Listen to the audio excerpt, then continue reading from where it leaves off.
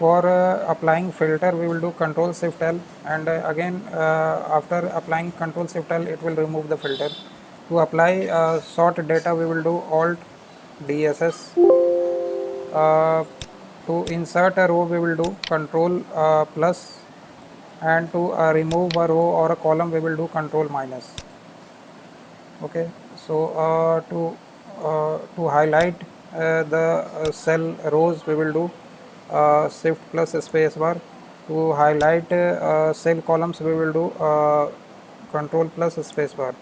Okay, to format a cell having the number in a number format, we will do Control Shift 1, and again to highlight the number cells in a currency, we will do Control Shift 4, and to format the cells, we will do Control 1. That's it.